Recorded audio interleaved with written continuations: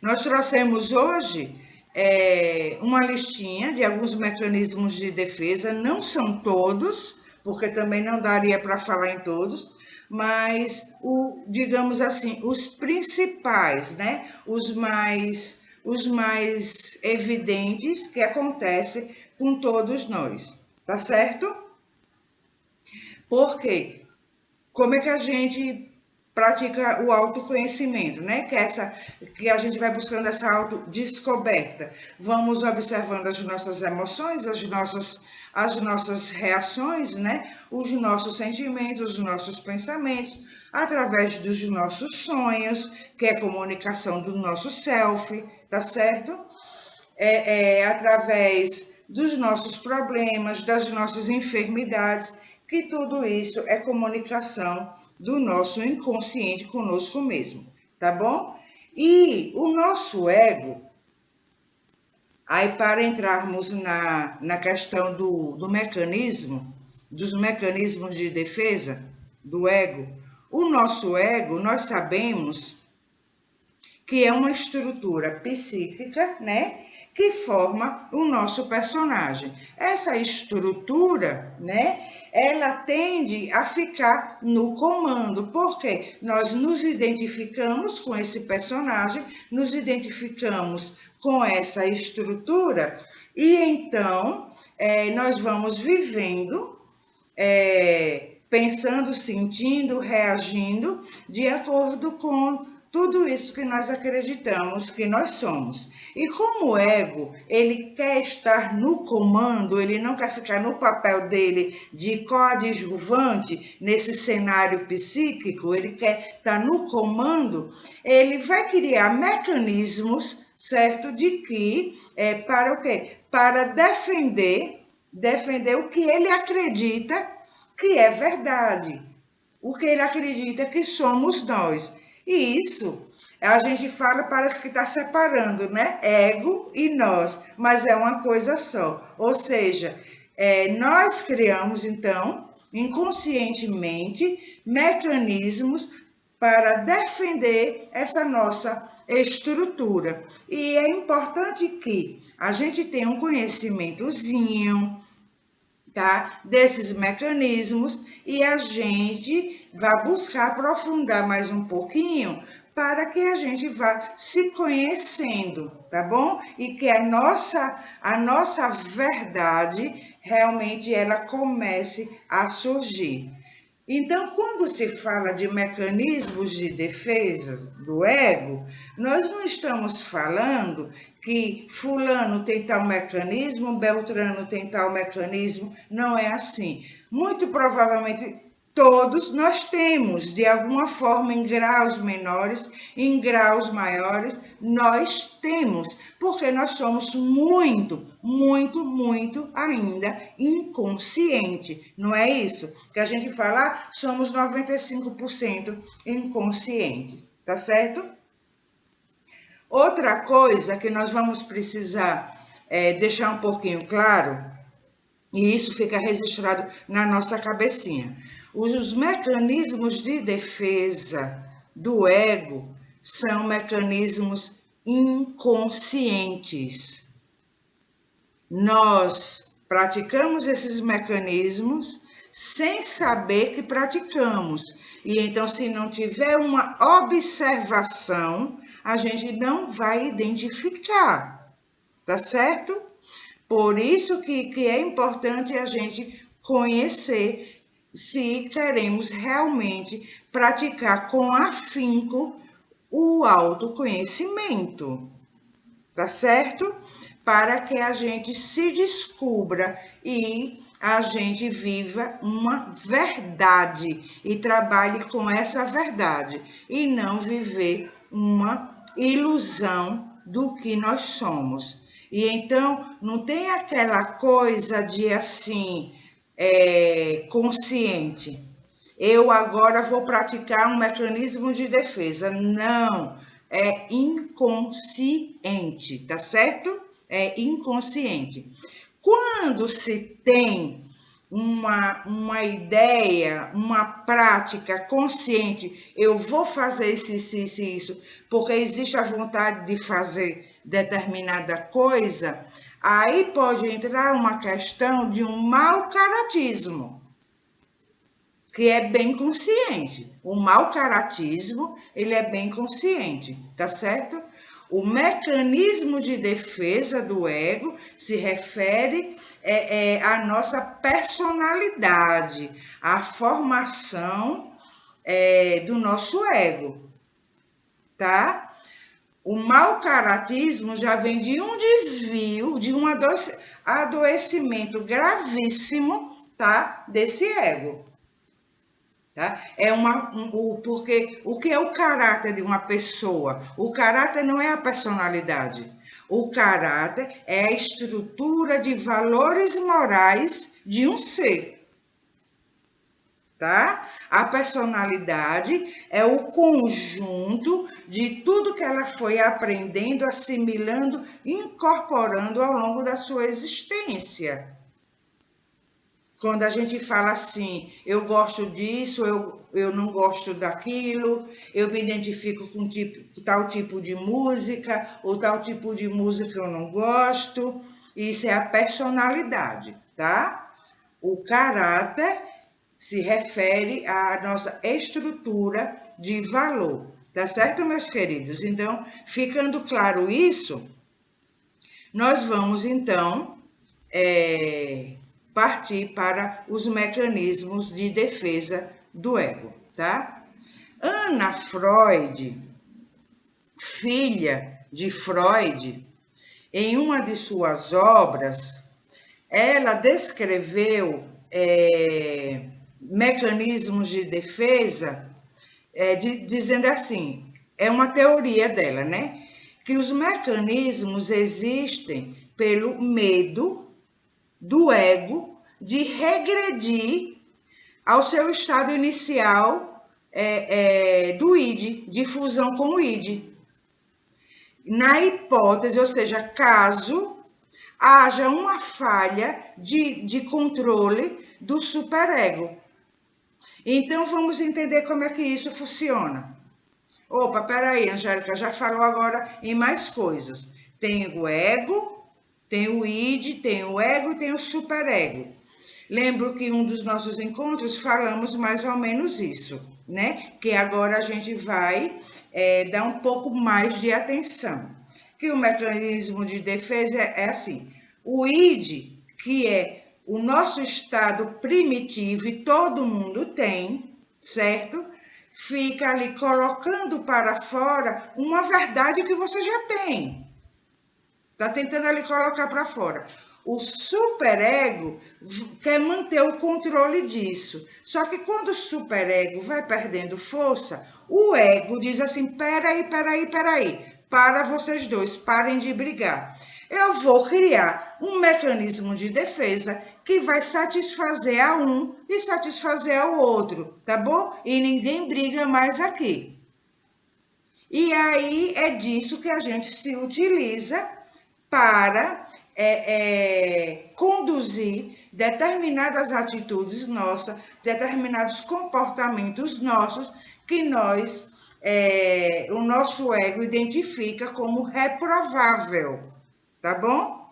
Agora, para a gente chegar neles, vamos compreender um pouquinho essa diferença do ego, do superego e do id. O id como a gente falou, já existe em nós, ele é nato dos indivíduos, né? Do ser humano. Ele vem da nossa primitividade, certo? Nós já nascemos com ele. O ego vai se estruturando depois. Lembra que uma vez a gente conversou, que até numa obra de Joana de Ângeles, ela explica, né? Que o ego ele vai tomando estrutura, a autoconsciência vai tomando estrutura nos primeiros anos da infância, quando a criança ela já olha no espelho e sabe, esse aí que eu estou vendo no espelho sou eu, tá certo? Mas o id a gente já nasce com ele.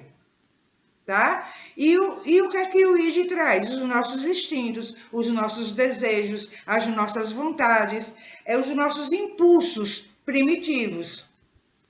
Tudo que nos trouxe até aqui. É de suma importância tudo que nós já vivemos, toda essa primitividade, é de suma importância e nunca vai deixar de existir, faz parte da gente. O que vai acontecer é de haver um trabalho, certo? Com eles. Então, aquele animalzinho existe em nós, tá certo?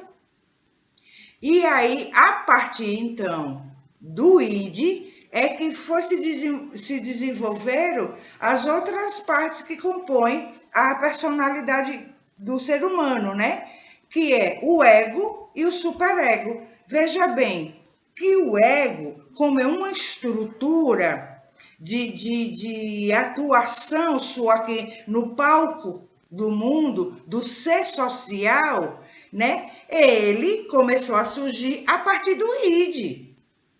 A partir dessa primitividade que ele foi, isso aqui eu vou controlar, isso aqui eu não vou controlar. Isso aqui precisa controlar, isso aqui não precisa. E ele foi se formando, se estruturando em decorrência desse ser em sociedade, inserido numa cultura, inserido numa religião, inserido num contexto familiar, tá certo?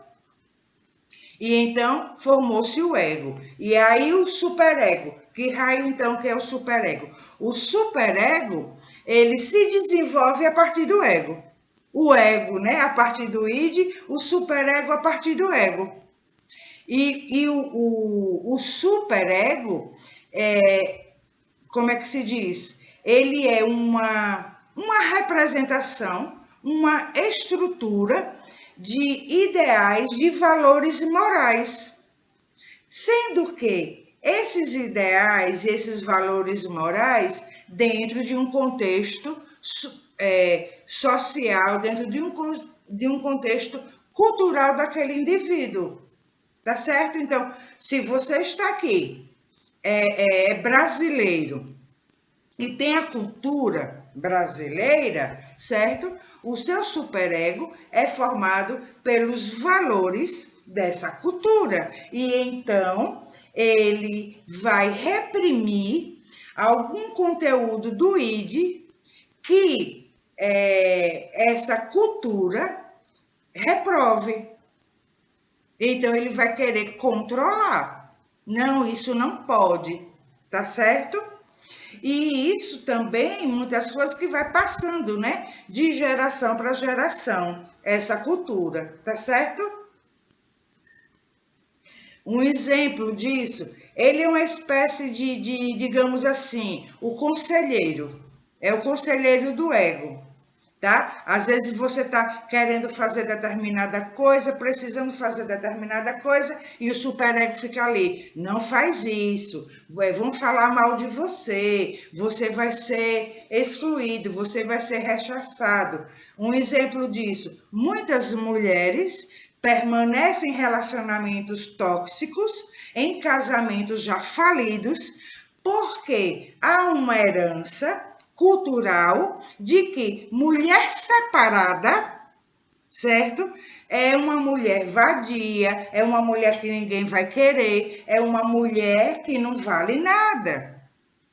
Ah, mas isso já mudou muito. Não mudou muito ainda não. Infelizmente, ainda acontece muito disso, tá certo? Que muitas mulheres héteros, certo? Precisa daquela presença masculina, porque se ela for sozinha, vão chamar de prostituta, vão chamar disso e daquilo, ou então, e isso vocês vão ver que acontece, se tiver um grupo de casais e tem 3 casais ali, conversando, batendo um papo alegremente, e no meio desse grupo tem uma mulher que é separada, as próprias mulheres já olham para aquela separada que está sozinha com desconfiança, como se mulher separada ela tivesse ali para roubar o marido de todo mundo, como se uma mulher separada ela se envolvesse com homens comprometidos.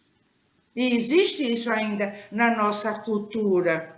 E quem faz esse controle, então, dessa mulher se manter num casamento, num relacionamento tóxico, certo? Que destrói a integridade psíquica dela, tá? É o superego.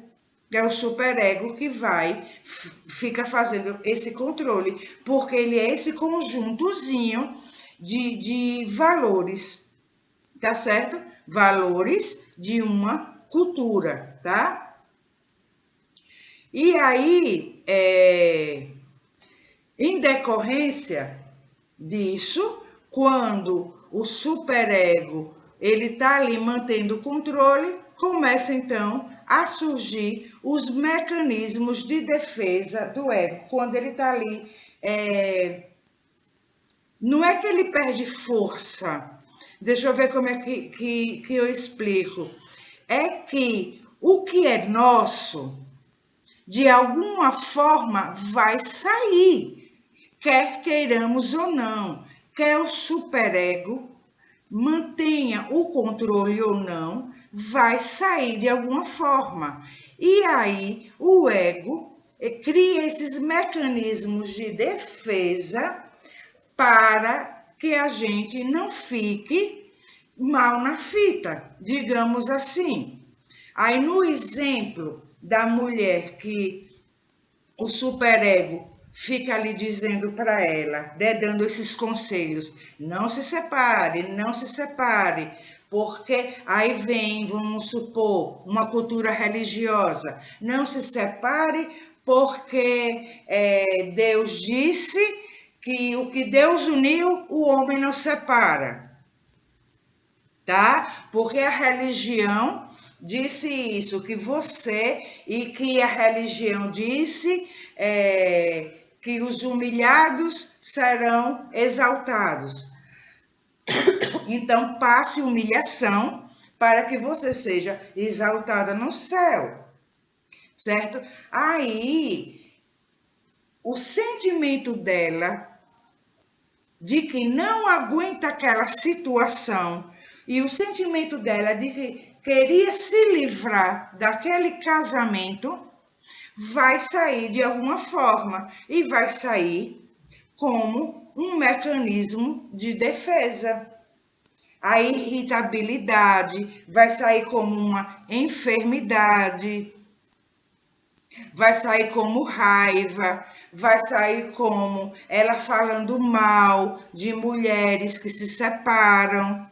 Aí já entra o mecanismo da projeção, que a gente chega já já lá, entendeu? Então, pode se utilizar de um, de vários, ao mesmo tempo. Os que a gente falou lá no comecinho, que não é isso. Ah, eu acho que eu tenho tal mecanismo. Não, às vezes a gente se utiliza de todos. E que pode alguns ser por períodos, tá? Por fases. E outros pode ser por longo tempo, até por sua existência. Por exemplo, no caso do exemplo dessa mulher no relacionamento tóxico, se ela vier realmente a se separar, algum dos mecanismos de defesa deixarão de existir. Por exemplo, da projeção, ela não vai falar mais mal de mulheres que são separadas. Ela não vai mais chamar de piriguete ou disso daquilo, ou que a mulher separada quer roubar o marido dos outros, porque agora ela também é uma mulher separada. Entendeu? Então, alguns acontecem por fases, outros, né, vão durar uma vida inteira. Tá certo, meus amores? Deu para entender até aí? Então, vamos falar agora sobre alguns desses mecanismos, como nós falamos, Trouxe assim os principais, os que mais acontecem, os que a gente às vezes está com os dois pezinhos ali e a alma inteira atolados, tá certo? E trouxe outros que são menos comentados, tá? Mas aí o que a gente vai fazer em decorrência do tempo? Vamos falar primeiro desses principais e sobrando tempinho, a gente fala dos outros que são menos comentados. Tá bom? O primeiro deles, dos mecanismos que trouxemos, é o mecanismo da negação. O que significa esse mecanismo de defesa da negação? Lembrando que, vamos abrir um parêntese aqui. Mecanismo de defesa do ego, isso para ficar bem gravadinho na gente, tá? São inconscientes. Nós não sabemos que estamos nos utilizando dele, tá certo? E a intenção dele é do ego, nesse caso, com a criação dos mecanismos de defesa, é para nos proteger. É para nos proteger do que é considerado ameaçador, do que é considerado um perigo, do que possa nos causar sofrimento. Tá certo, gente? Eu não tinha abordado essa partezinha que é importante. Então, no exemplo lá da mulher que não se separa por causa disso e daquilo, tá certo? O mecanismo de defesa, a criação do ego dela, os mecanismos de que ela vai se utilizar porque pelo controle do superego, para não deixar que ela venha a sofrer, que o ego entende o que vem a ser sofrimento para ele, tá certo?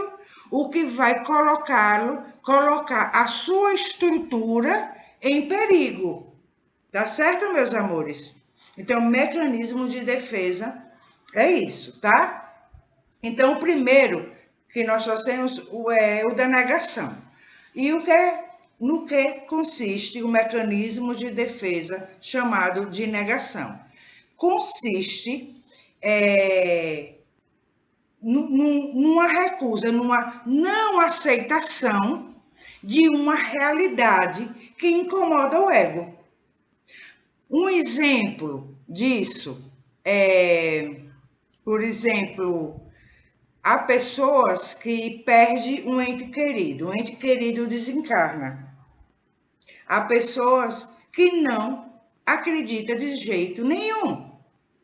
Não acredita, se recusa a acreditar que aquele ser partiu.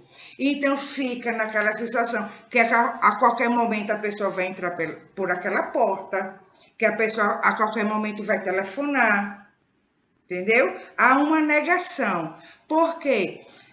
Como é uma defesa do ego para evitar sofrimento da pessoa, a pessoa não entra em contato com aquela realidade de que, olha, fulano realmente partiu, fulano não está mais aqui.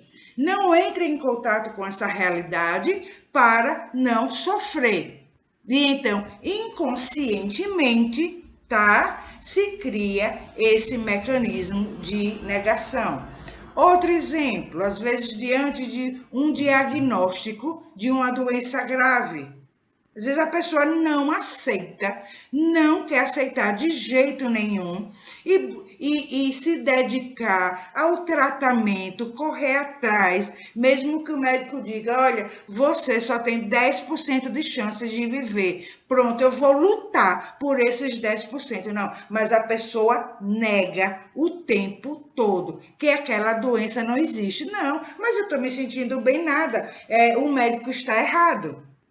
Tá? Todos os exames estão errados, menos o ego da pessoa, porque não quer entrar em contato com essa realidade para não sofrer, tá bom? Como é inconsciente, veja bem, a pessoa realmente acredita naquilo que ela sente, tá? Ela acredita que aquele diagnóstico não existe.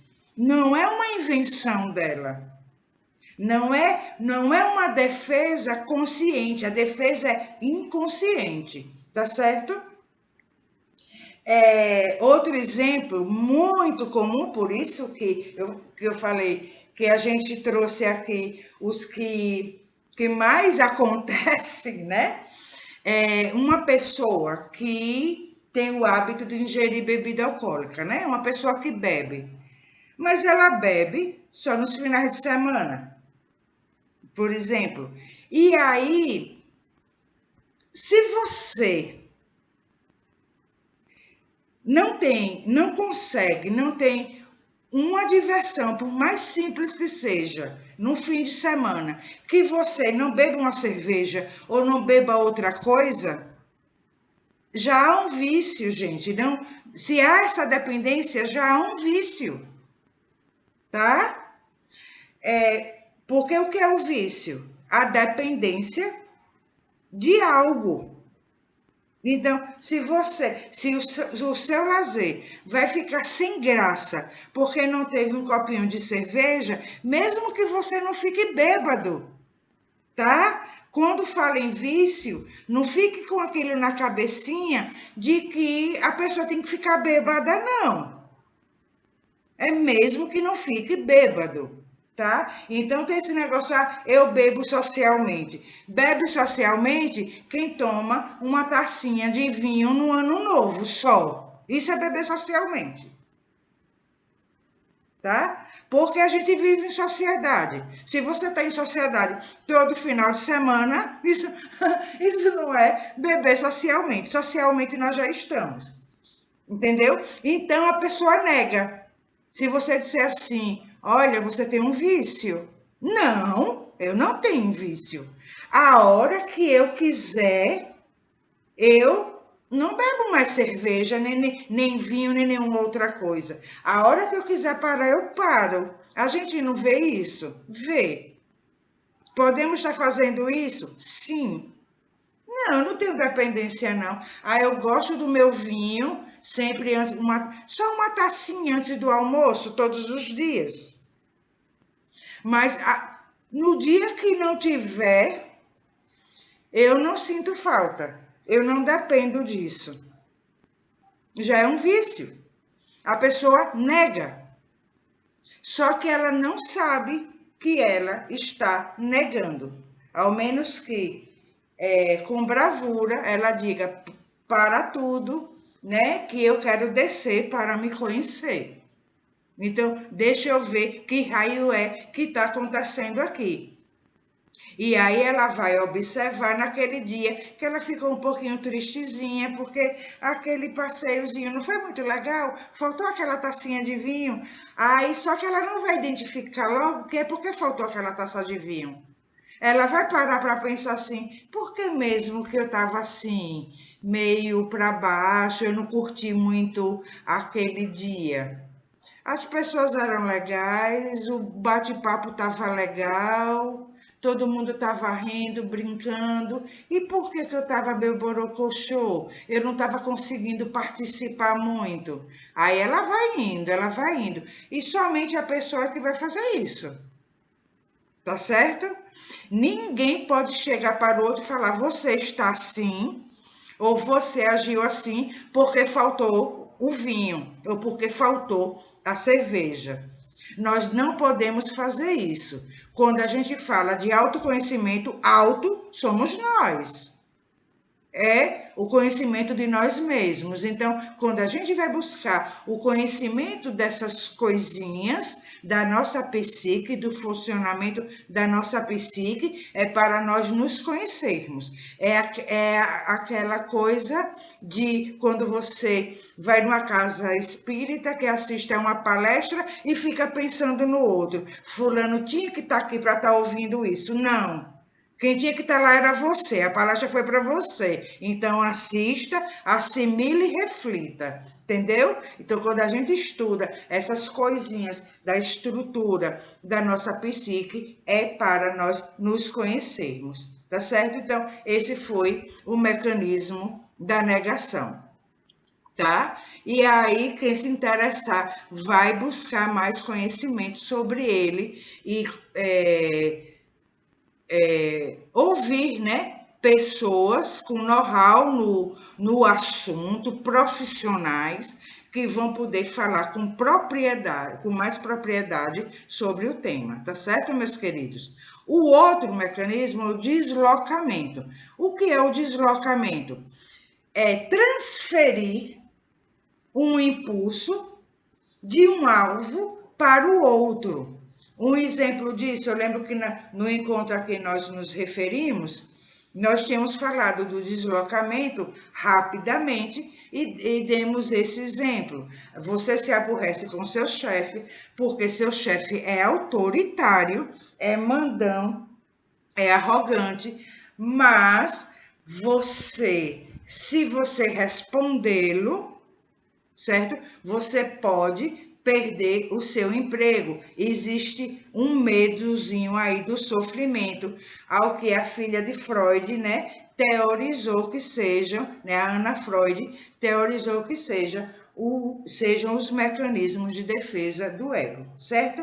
Que vem de um medo de se retornar a um estado primitivo, de se retornar ao id. E então, inconscientemente, por medo de dar uma má resposta, mandar o chefe se lascar, certo? O superego fica assim, não faz isso não, doido. Não faz isso, doido. Certo? E aí você, o superego, controlou isso, mas você chega em casa, você grita com as suas crianças, você reclama com a sua empregada doméstica. Esse almoço tá horrível. Desconta, né? Desconta é aquela famosa frase, né? Tá descontando nos outros. Desconta em outro alvo aquilo que era para você ter feito e você não fez. Ah, então era para eu ter mandado o patrão se lascar? Não! A nossa primitividade sempre vai existir, não vai? Nós não nascemos com id, nascemos com id. O que a gente vai fazer é educar os nossos instintos, não é isso? E então a gente vai procurar o equilíbrio, o caminho do meio, tá? A lucidez, o discernimento. E vai chegar para o seu chefe e vai dizer: chefe, eu não gosto quando você fala assim comigo. Não precisa. Se eu errei nisso aqui, foi sem querer. Da próxima vez eu vou prestar mais atenção. Mas não precisa falar assim comigo. Porque não é o que se fala, né, gente? É como se fala. Tá certo? Porque aí, se mesmo assim você não falar, aí vem várias outras coisas que podem estar envolvidas. Uma autoestima baixa, né? Que aí vai dar esse medo horroroso de falar. O medo de ainda assim perder o emprego e aí você se sente incapaz de arrumar outro, tá certo?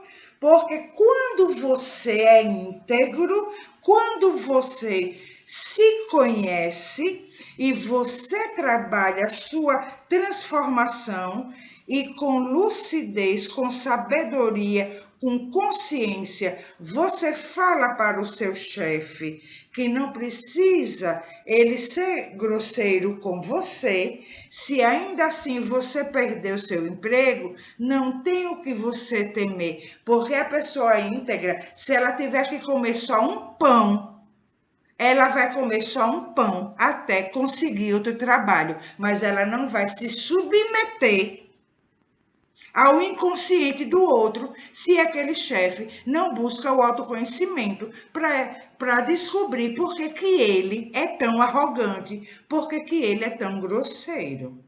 Nós não estamos aqui para sermos vítimas do inconsciente alheio e nem do nosso. Compreendem isso, meus amores? Que não tem problema nenhum falar? E então, Angélica, tem muitos mecanismos de defesa do deslocamento no meio espírita? Só tem, né? Só tem. Porque o superego fica lá, não fala isso, não faz isso, certo? Mas a pessoa vai desenvolvendo, aí não sabe por que tem uma obsessão espiritual. Poxa, mas eu faço palestras, eu assisto as palestras, eu participo de obras assistenciais, entendeu? Mas aí você acaba pegando, fazendo essa transferência, deslocando a energia que era para ter sido colocada no trato com aquele seu chefe para um outro alvo. Aí você vai preparar uma sopa para distribuir e começa a vir aquela raiva porque você pediu donativos e as pessoas não doaram o tanto que você queria, ou porque a sopa não saiu do jeito que você queria, ou então você vai falar mal do palestrante, ou então você, do administrador da casa, você vai criticar no lugar de oferecer ajuda. Inclusive ajuda que você pode chegar para o chefe e até mesmo antes de falar que não gosta quando ele fala com você com grosseria, perguntar assim, chefe, estou falando chefe porque poderia colocar um nome fictício, né? Chefe, o senhor ou a senhora, né, está passando por algum problema? Tem alguma coisa que eu possa ser útil? Porque assim, não é legal quando você fala assim com nós funcionários. E então, assim, eu me esforcei ao máximo para o serviço sair o melhor possível. Mesmo assim, eu estou vendo que não agradou. E então eu pensei que, de repente, o senhor possa não estar bem. Eu posso ser útil em alguma coisa? Então, quando você resolveu isso com o seu chefe, você resolve isso com o dirigente da casa, com aquele palestrante. Eu acho que ele hoje não estava num dia bom. Será que não está precisando de ajuda, não? Será que ele não está sobrecarregado aqui? E então a gente começa a fazer as mesmas coisas, entendeu? Que daquilo que a gente reprovou no comportamento do outro e que a gente não teve a coragem de se posicionar frente àquela realidade. A gente não quer lidar com aquele conteúdo porque acredita que aquele conteúdo vai causar sofrimento.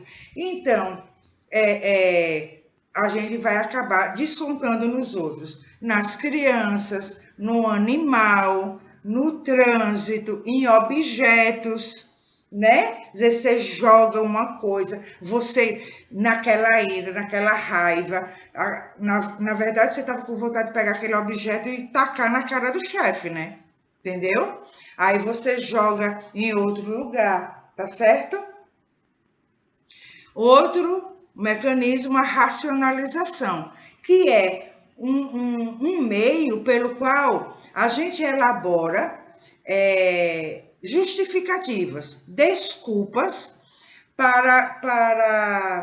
como é que se diz? Desculpas para justificar determinados comportamentos nossos, tá certo? Ah, eu falei assim, assim com fulano, reagi assim, assim, porque fulano, você viu como fulano tinha falado comigo? Então a gente vai racionalizar, dar uma razão àquele nosso comportamento, tá bom? Inconscientemente. E a gente acredita realmente que se não fosse o comportamento do outro, a gente não teria reagido assim. Então, uma mulher ou um homem, agora falar nos homens, um homem pode dizer assim: eu já fui traído. Agora, comigo não tem mais essa. Eu sei o que foi que eu passei. Agora também não vou ser mais fiel a nenhuma mulher. Não, cara pálida. Você já trai. Você já tinha vontade de trair. Entende? Você não pode justificar um ato seu, eu traio porque eu fui traído. Ou a mulher mesmo fazer isso também, né? Porque eu fui traída, agora eu também não confio em mais ninguém. Não, você já não confiava antes. E, inclusive, pode ter sido traído por causa disso. Justamente porque não confiava. Então, em algum momento pode ter faltado com respeito, em algum momento pode ter sido agressivo, tá certo? E então vai justificar um comportamento em decorrência de outro comportamento, né? Há muitos casos de racionalização, né? Para vários âmbitos da nossa vida, não só assim dos relacionamentos, né? Dos nossos sentimentos no geral, dos nossos comportamentos, dos nossos pensamentos, né? Tudo aquilo que a gente considera inaceitável, a gente vai racionalizar. Então, no caso da traição, você sabe que o seu ego sabe que a traição não é algo aceitável, é algo reprovável e que vai o seu contato com esse conteúdo de saber que o traidor existe em você vai lhe perturbar, vai lhe causar sofrimento. Então, vai dar uma razão a esse seu comportamento. Tá certo, meus queridos? O outro, a compensação. O que vem a ser a compensação? É o mecanismo de defesa que ele, vamos supor assim, nós nos utilizamos da compensação para encobrir uma fraqueza nossa. Deixa eu ver aqui como é que eu explico. Para encobrir uma fraqueza que a gente vai, então, dar uma ênfase, dar um status àquela compensação que nós estamos realizando, tá certo? E então a gente não vai entrar em contato com aquele conteúdo perturbador para o ego. Por exemplo, uma pessoa que tem dificuldade de desenvolver certa intelectualidade, por exemplo, ela vai compensar isso, poderá compensar isso, esse é só um exemplo, no esporte. Então, não tinha aquela historinha, né? Agora também vai mudando isso, né? Que até por muito incentivo nas escolas, graças a Deus. Olha, esportista também tem que estudar, tá? Então, mas o que era que se via muito? Então, a pessoa não estudava, a pessoa não procurava melhorar naquele sentido, porque tinha dificuldades e pela dificuldade de entrar em contato com essa realidade e descobrir o porquê da sua dificuldade, vai compensar no esporte, tá? Aquela fraqueza, aquela falta. Então, vai buscar um status, um reconhecimento naquele esporte, se destacando naquele esporte, tá certo? Outro exemplo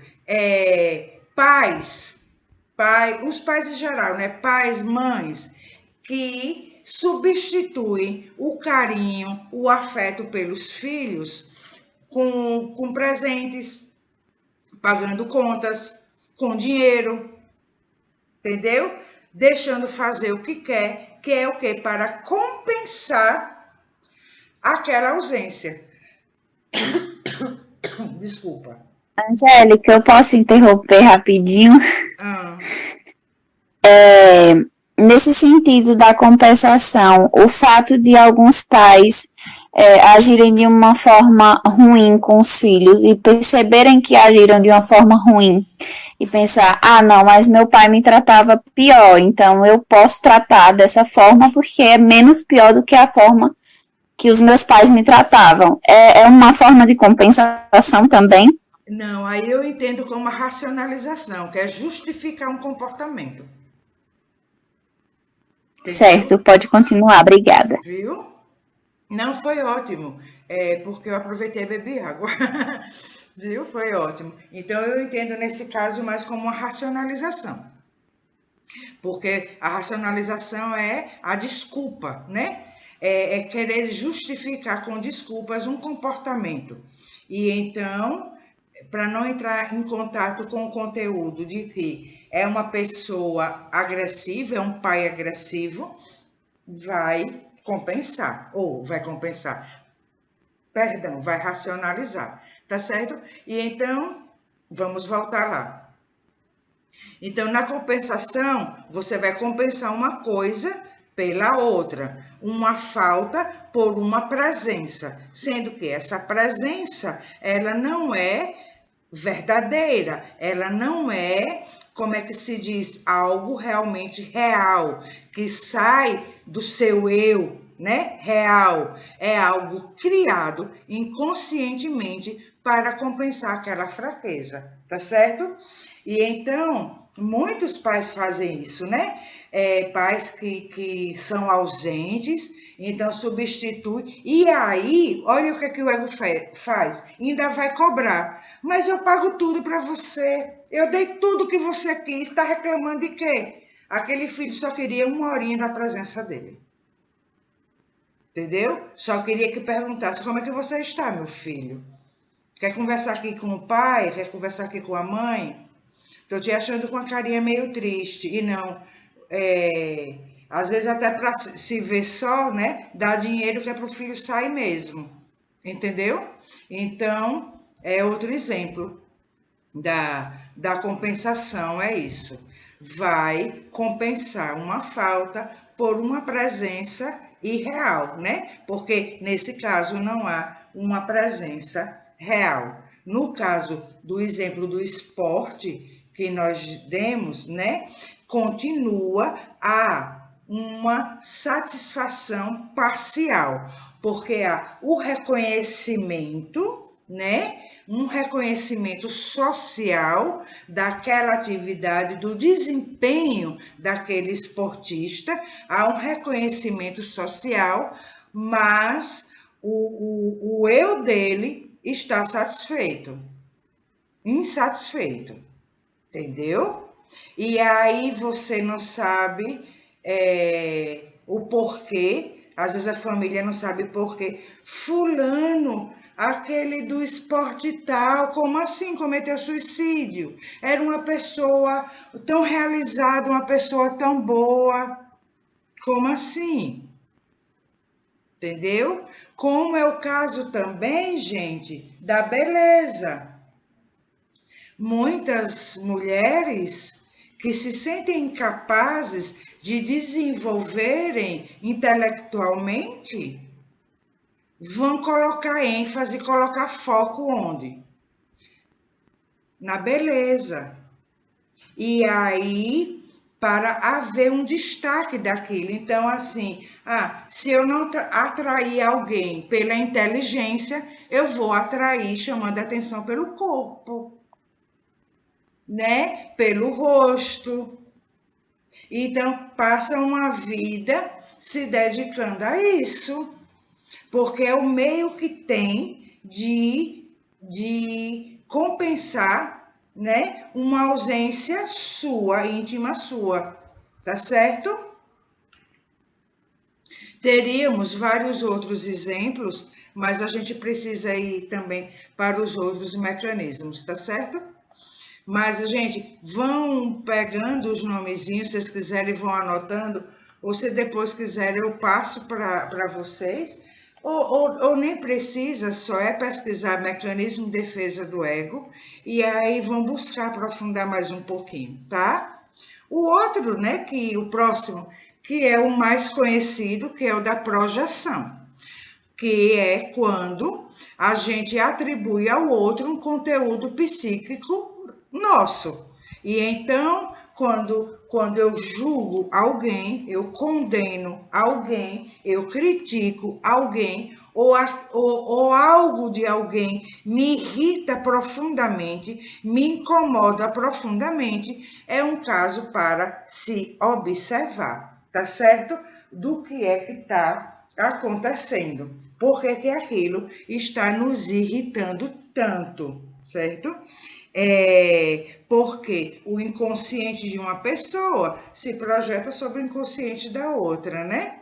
Então, a gente vai observar. Significa, gente, não é ipsilíteres, tá? Não é pau a pau, assim. Ah, chamei fulano por exemplo, assim, uma senhora mais puritana, que vê uma jovem mais assanhadinha e diz, aquilo é uma piriguete, é uma vagabunda, é isso ou aquilo, né? Condena a menina, né? Vai criticando disso e daquilo. Significa que exista essa mulher nela? Não, não é assim. Pode significar que nela existe uma pessoa que gostaria de ter tido uma vida um pouco mais aberta, um pouco mais livre, e não teve porque foi reprimida pelos pais, porque, sei lá, ou porque casou cedo, teve filhos cedo. Tô aí chutando, tá certo? Tô aí chutando, assim, hipóteses, tá? E então, não necessariamente, chamou aquela mulher ali de vagabunda, não significa que dentro dela existe uma vagabunda, tá bom? Mas que existe um conteúdo que ela não entra em contato. Outro mecanismo, o da identificação. O que é isso? É um mecanismo que você aumenta, exacerba, né, o valor, como é que se diz? De certas características de alguém que você admira, que você se identifica com aquela pessoa, entendeu? E aí você tem uma sensação de que é igual àquela pessoa. E isso é esse mecanismo, ele é bem perigoso, gente, ele é bem problemático, porque ele mexe com a identidade da pessoa, né? Você vai perdendo a sua identidade, em decorrência de tanto você se identificar com o outro. Sabe onde eu já vi isso? Palestrantes, já vi palestrantes, inclusive mulheres. Gente que a mesma forma de expressão, quase igual a de Divaldo Franco. Quase igual. Gente, a pessoa está falando igual a Divaldo Franco. Então, admira tanto, se identifica tanto, que exacerba aquelas características que toma para si, pelo menos para se sentir um pouquinho igual, ou se sentir no mesmo nível. Entendeu? Ou então, assim, não, porque eu aprendi no Espiritismo que pessoas evoluídas espiritualmente falam manso, falam baixinho e vão falar assim. E aí vai perdendo sua própria identidade. E aí o outro vai copiando, o outro vai copiando, o outro vai copiando, e por aí vai. Entendeu? E por aí vai. E fica depois todo mundo perdido no meio do caminho, por causa dessa identificação. Tá bom? O próximo, que é o da sublimação, lembro que nós tínhamos falado nele também. O da sublimação, ele está muito ligado à sexualidade, tá? É quando o ego, né, através desse mecanismo da sublimação, vai redirecionar aquela energia do impulso sexual, ou a própria energia sexual, para uma atividade que seja socialmente aceita. Acontece que essa sublimação é o único mecanismo que pode ser positiva. Ela vai acontecer num aspecto negativo, mas ela pode ser positiva, desde que você faça essa transferência, tá? Com consciência, que estamos falando que os mecanismos de defesa são inconscientes, né? Desde que você faça com consciência e para algo que você se desenvolva realmente o seu ser. Um exemplo disso foi Chico Xavier. Ele mesmo disse que Emmanuel o ajudou a sublimar sua energia sexual, tá, para as atividades mediúnicas. E então aquela criaturinha linda deixou quase 600 obras escritas, tá bom? Agora, há pessoas que se abstêm do sexo em nome do espiritismo, em nome da evolução espiritual. Meus amores, meus queridinhos, meus queridófilos, nunca, em hipótese alguma, deixar de praticar sexo significa evolução espiritual. Por uma sublimação negativa, você está se atrasando. Porque a energia sexual trabalhada é a troca de afeto, de amor mais poderosa que existe. Que é a energia da criação, da transformação. Tá bom? Nós conversamos já várias vezes que da questão da sexualidade onde é que é o problema? É na dependência. Ah, sem sexo a pessoa não vive? É na dependência que está o problema, tá certo? Então, você pode passar 1 ano, 2, sem uma atividade sexual, até porque não quis se entregar à primeira pessoa que apareceu, porque você quis esperar aparecer aquela pessoa realmente que você amasse, que tocasse o seu coração, tá certo? Mas dizer que não pratica mais sexo, ou por causa de idade, ou por causa de evolução espiritual, gente, sexualidade, sexo é necessidade orgânica e espiritual, tá bom? Então, a sublimação, e aí você sublima, não, porque eu não sinto mais falta disso, eu não preciso mais disso. Veja bem, você tem zonas erógenas no seu corpo, independentemente da sua idade.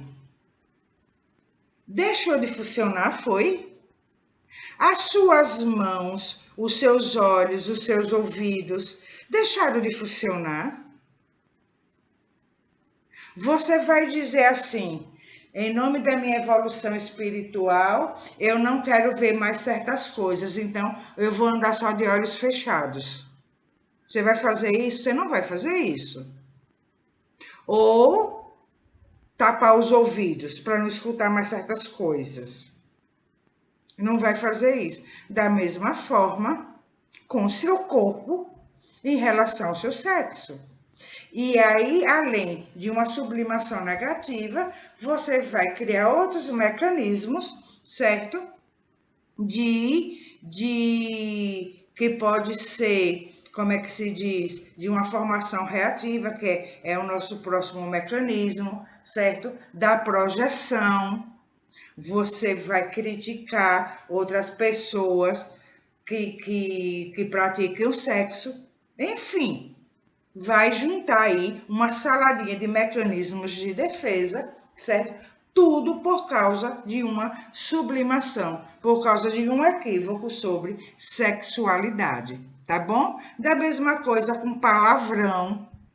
Não, desde que eu me tornei espírita, eu não falo mais palavrão. Gente, mecanismo de defesa do ego, estamos falando que se trata que o superego É um conjuntinho de valores culturais, tá certo?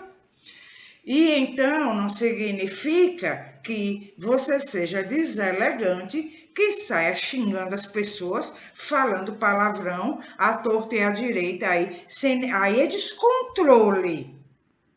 Aí é descontrole. Mas a partir do momento que você reprime isso e que você bate o dedo de mindinho na quina de uma mesa e você não fala porra, ou então puta que pariu, que dor do cacete, que dói pra caramba, né? Você reprime isso, ou então quando você reprime aquilo, poxa, tem aquele controle de dizer assim, quando alguém realmente ferrou com você e você não fala assim, filho da puta, que cara sacana, mas tudo bem. A partir daí é que você vai começar a superar aquilo que aconteceu. Mas aí você sublima, você não diz que ódio daquele mau caráter e não sei o quê. Você não deixa o seu id falar para você conhecê-lo e então você trabalhar com ele. Aí você sublima e aí você vai criar outros mecanismos, né? E aí vai piorar mais ainda a sua situação. E vai falar mal, vai julgar mal de quem fala um palavrão. Teve um encontro nosso que nós conversamos sobre isso. E uns 2 ou 3 dias depois, eu assisti a uma palestra, né, lá no YouTube, de uma pessoa super, mega, ultra conhecida. Não vou citar o nome da pessoa aqui, tá? Muito, muito conhecida. Se eu citar o nome, todos aqui saberão de quem se trata. E simplesmente essa pessoa disse, gente, eu não tenho o hábito de falar palavrão, mas quando eu vou fazer palestra no exterior, e aí citou um lugar, as pessoas lá falam, e quando eu estou em reunião com eles, eu tenho que falar, porque se eu não falar, eles não entendem o que eu estou falando. E aí eu pergunto, deu para entender o que é questão cultural? Então, nossa, fulano faz palestra e falou, foda-se. Tá, pode acontecer de que depois de muito tempo, de muito trabalhar, você não fala mais. Mas quando você diz, eu não gosto disso, ah, não, eu não, e nega logo, eu não falo palavrão, fulano fala, eu não falo.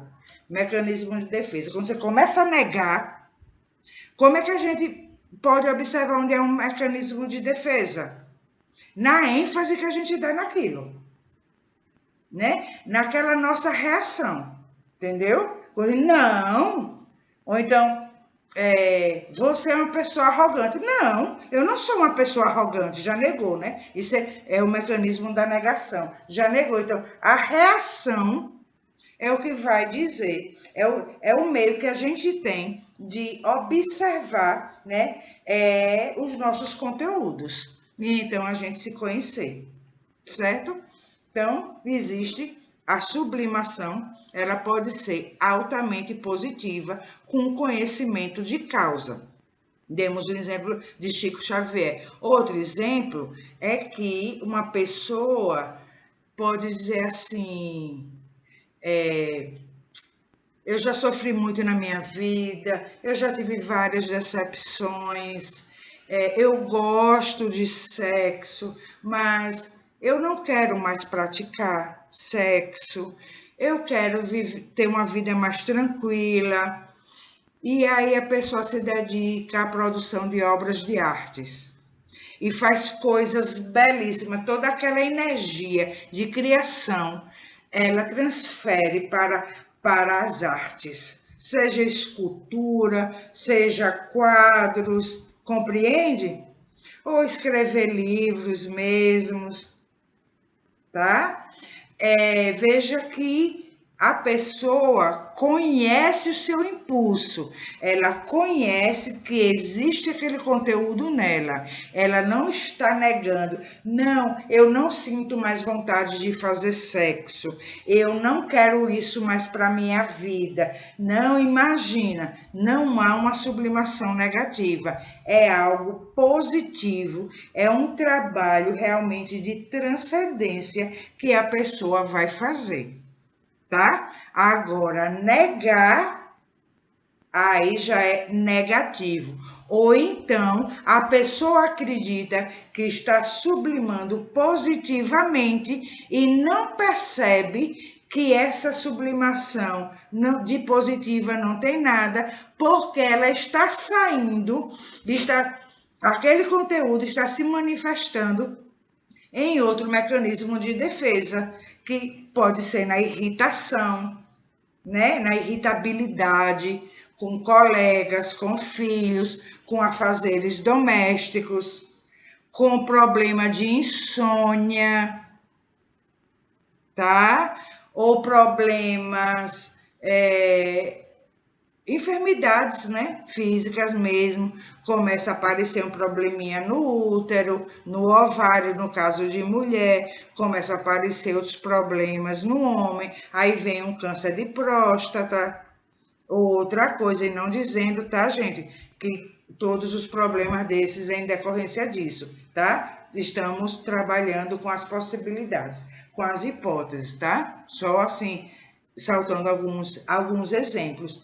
E então, a gente tem tudo isso para a gente se conhecer. O que a gente está sentindo, os nossos problemas, os nossos sonhos, como estamos reagindo, né, as nossas emoções e os nossos mecanismos de defesa, tá bom? E então chegamos a o último do que a gente trouxe da listinha dos que precisava ser dado mais ênfase agora, que é a formação reativa. E que mecanismo é esse da formação reativa? É um mecanismo que tende a... vai de um polo a outro, vai inverter um impulso que a pessoa não deseja, um conteúdo que a pessoa não deseja, não quer entrar em contato com esse conteúdo pelo seu oposto. Vocês vão ver que é diferente da sublimação, tá? Porque vai transferir a energia de um conteúdo para algo que é totalmente oposto àquele conteúdo. Por exemplo, uma pessoa que tem fantasias sexuais, mas não admite sentir isso, ela sabe que ela tem, certo? Ou parte desse conteúdo lhe é desconhecido, e ela é uma pessoa extremamente moralista. Então, isso se chama formação reativa, tá? Vai para o oposto. É a mesma coisa daquilo de quando uma pessoa, por exemplo, diz que ser gay é errado, que não admite a homoafetividade e que isso e aquilo, e que ali dentro pode existir um gay. Não, ali é a projeção. Tá? A formação reativa cria-se um oposto àquilo aquele conteúdo que a pessoa tem, tá? E então, vamos supor, no caso disso de criticar a relação homoafetiva, uma pessoa com mecanismo de defesa da formação reativa não é o oposto?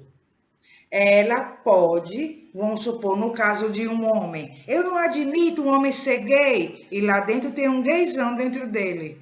Ele pode se tornar, tipo assim, o cara mais mulherengo, pegar todas, olha o oposto, tá?